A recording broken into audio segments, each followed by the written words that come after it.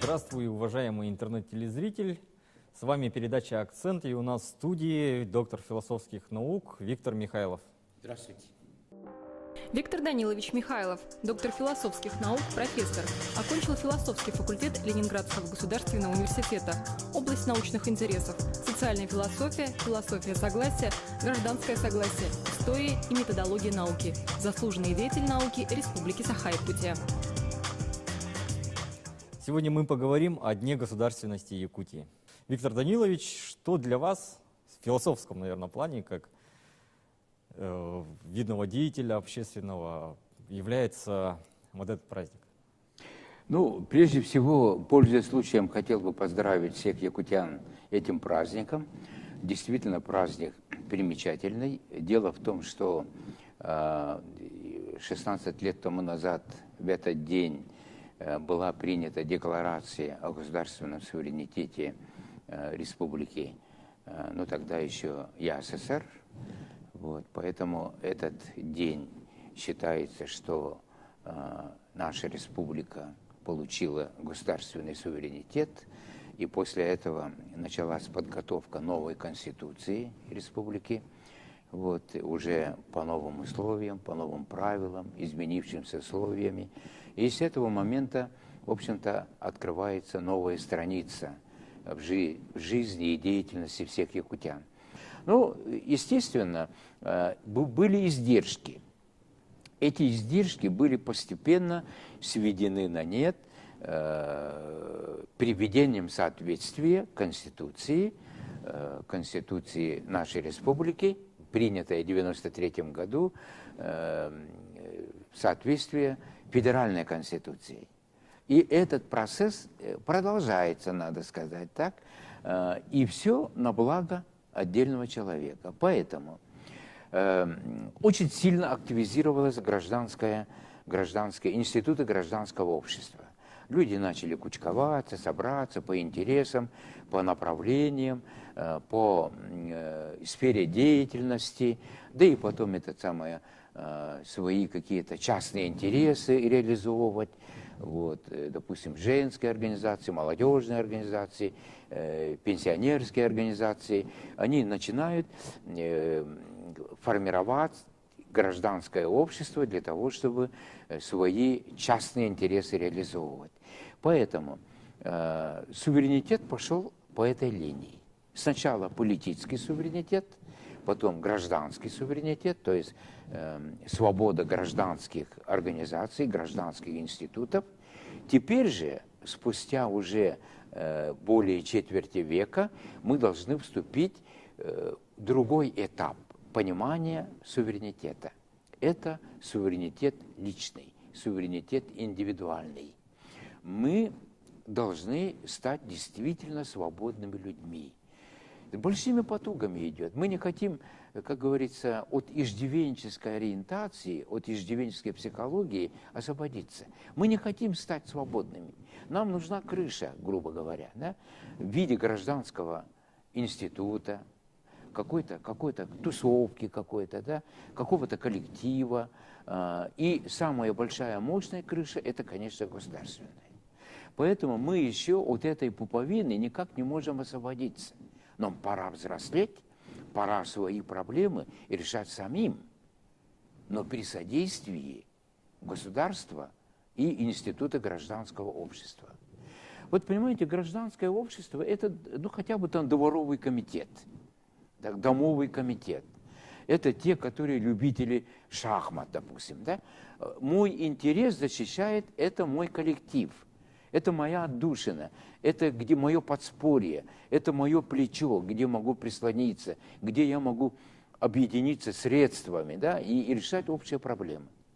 Вот сейчас ТСЖ создается, какие-то там самодеятельные такие организации, да, для того, чтобы частный интерес реализовывать, нам надо сообща. И мы по доброй воле, никто сверху не приказывает, по доброй воле объединяемся, объединяем свои усилия, свои идеи и, главное, свои средства. И решаем свои проблемы. Ну вот, допустим, решили кучковаться на байдарочный спуск по Алдану и там по Амге, допустим, да? У нас коллектив собрался, коллектив туристов, коллектив там водных, там любителей водного отдыха, да? Объединили идеи, объединили усилия, объединили средства, сказали, сделали. Вот так мы должны жить, организовывать, а не уповать на власти, куда смотрят там власти, почему не помогают и прочее, прочее. Государство дает пусковой механизм, законодательно там, может быть, в какой-то степени финансово, да? Вот, а дальше свободное плавание ты должен идти сам. Я вот лично этот день оцениваю с этой точки зрения, так? Для того, чтобы бюрократов не развелось, да? Для того, чтобы там опекунов не развелось, для того, чтобы там контролеров не развелось очень много, необходимо перейти на гражданское начало, а потом уже индивидуальное начало. Высший пилотаж всего этого мероприятия – это сделать каждого гражданина республики самодостаточным, чтобы у него было свое мнение, своя позиция, свои средства, наконец, для того, чтобы почувствовать себя свободным, а не зависимым от кого-то, да? Вот. Почему сейчас у нас интерактивных мероприятий маловато, да? Потому что люди теряются, что сказать, да? Люди зависимы, люди боятся, люди остерегаются, вот. А этого не должно быть. Я высказываю свою точку зрения, которую должен уважать другой. Я должен уважать другую позицию, потому что он имеет право на свое личное мнение, личную позицию. К сожалению, здесь есть очень большие проблемы. И все эти проблемы кроются в нас самих. Понимаете? Я день этот воспринимаю как день раздумий о собственном житии-бытии. Я должен задумываться, не что дала мне этот суверенитет, а что я должен дать этому суверенитету. Вот поэтому, конечно же, этот день примечательный для того, чтобы там призадуматься и свою линию поведения, свою жизнь вести так, как я сам вот задумал. Скоро, в 2022 году, это через 6 лет, мы будем отмечать столетие автономии нашей Якутии. Автономии. Это усилиями первых революционеров Исидора Барахова, Платона Юнского, Степана Аржакова и, самое главное, Максима Кировича Амосова была достигнута автономия. Это было началом суверенизации. Вот такой вот момент. Мы говорим о суверенитете, но в то же время раньше вот этот праздник назывался День суверенитета, насколько мы помним все прекрасно. А сейчас он называется День государственности. То есть у нас из Москвы идет некоторая централизация именно в западную часть России. Вот именно в Москве сосредоточена вся власть, многим так кажется, да? И вот корректно ли отмечать День государственности теперь, бывшего суверенитета, и рассуждать о суверенитете, о своих каких-то возможностях? Но вот дело в том, что государственность – это форма власти, форма реализации своих политических интересов.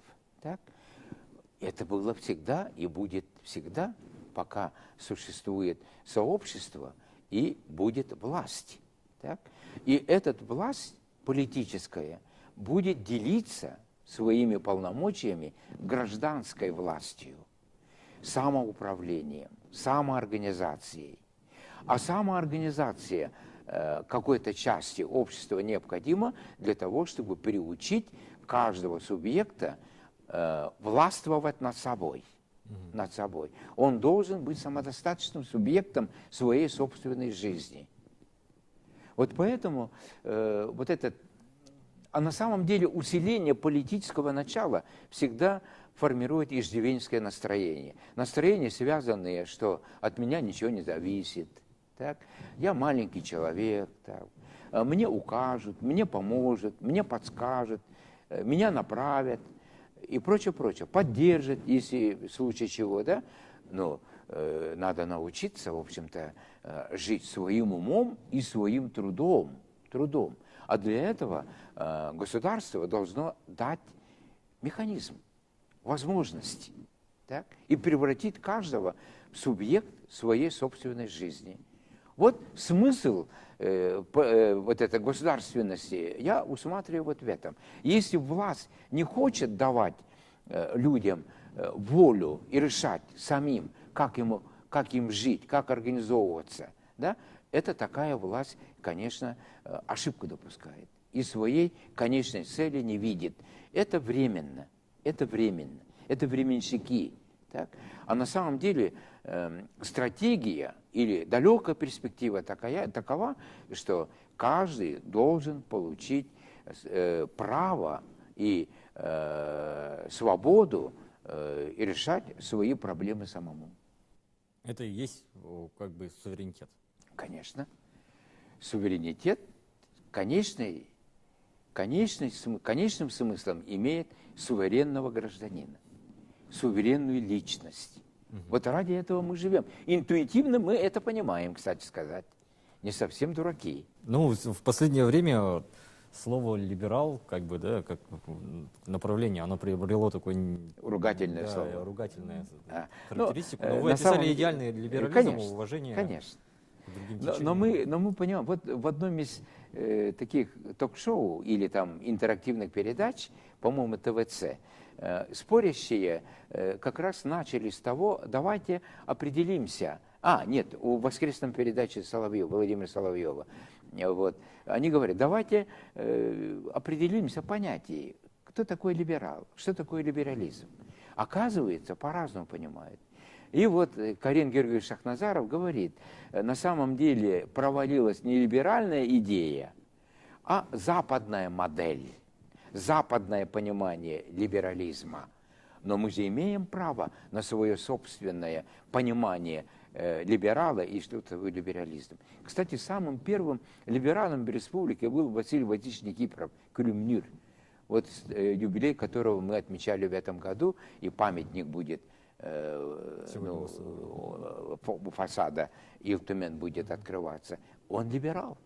И вот когда действительно застойное явление, оказалось, что СССР развалился, так? СССР отменили, как бы, да, помимо воли народа, кстати сказать, да, и референдум показал, что львиная доля в самых даже продвинутых проевропейских регионах, это Прибалтика и там Закавказье, очень много процентов дали, чтобы сохранить Союз Советских Социалистических Республик, но в измененном виде. Мы хотим вместе жить, но врозь. Это точно так же, как вот семья, да? Вот поженились, да? Но предпочитаем жить отдельно, суверенно, чтобы там мама, папа, теща, свекровь не вмешивались в нашу жизнь. Точно так же вот федеральная власть, хватит нас опекать. Мы хотим сами решать там этот. К сожалению, многим семьям это становится яблоком раздора и источником разводов. Это теща решает там это, как это, что делать. Свекровь там терроризирует, да. Поэтому, естественно, суверенитет, эта аналогия показывает, что такое суверенитет. Только и всего. На самом деле это махонькая, вот это должны вы понимать. Ну, это замечательная аналогия, мне кажется, потому что сравнивая вот эти вот семью, да, вот в свете недавних событий вот у нас в Украине, и опять же, вот давайте вот от вас услышим такую мысль, нужна ли дальнейшая больше суверенитета регионам, да, Российской Федерации, или наоборот необходима централизация, наверное? Вот понимаете, вот, к сожалению, да, ельцинские слова проинтерпретировали не совсем верно. На самом деле свобода тут же превращается в ответственность. Требуя свободу, мы должны понимать, четко отдавать себе отчет, какие границы, в каких пределах. И еще сможем ли мы распорядиться этой свободой, обеспечим ли ее, как говорится, там, механизмами, материальными, экономическими, социальными. Так? Голый суверенитет голая свобода никому не нужна. Поэтому это и ограничительный механизм Борис Николаевич Ельцин сказал, сколько сможете. И мы должны думать, прежде всего, рваться в свободное плавание, сможем ли мы реализовать, сможем ли обеспечить. Точно так же, как вот, допустим, любящие два сердца соединились, организовали семью, они должны помнить, как должны жить самостоятельно, без помощи мамы, папы.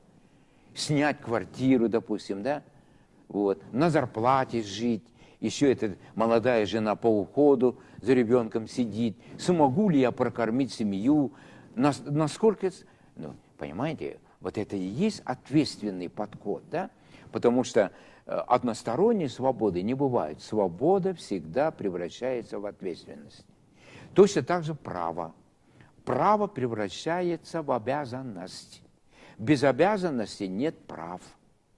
Без права нет обязанностей. Они одно целое. И вот, когда ответственные руководители всегда рассчитывают на то, сможем ли мы обеспечить все это. Сказать и хлопать дверьми – это легко. На самом деле достаточно сложно. И народ это понимает интуитивно. Поэтому мы пока еще не можем рассчитывать. Поэтому ограничитель сидит в нас самих.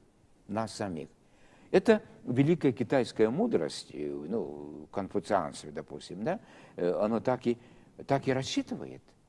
Вы, если стремитесь быть свободными, всегда смотрите на свободу других людей, чтобы их не ущемить. Свобода всегда это самоограничение.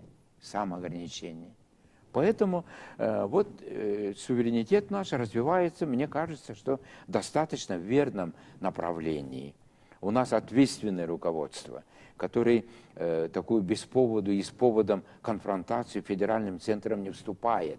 И он знает, как говорится, что нам возможно, что нам под силу, а что нам не под силу. И в этом отношении политика взвешенная. Вот мне этот момент очень нравится, во всяком случае, да, сломая голову, там, абсолютно безалаберно, вот не идут. Эти времена прошли. И сейчас мы должны учитывать. Вообще, великие либералы, в частности, Мераб Константинович Мамардашвили, говаривал, мы должны не свою собственную свободу лелеять и халить, мы должны заботиться, чтобы другие были свободные. Так? Другие были свободные. И он высказал формулу «за нашу и вашу свободу». За нашу и вашу свободу. Без вашей свободы нашей свободы нету. Без нашей свободы вашей свободы не видать. Понимаете? Вот какая мудрость должна была бы быть. Да? Это либеральная идея. Мераб Константинович – это либерал. На этой хорошем плане либеральной мысли мы и закончим. С вами был философ Виктор Михайлов и я, Николай Борисов. С праздником еще раз. До свидания.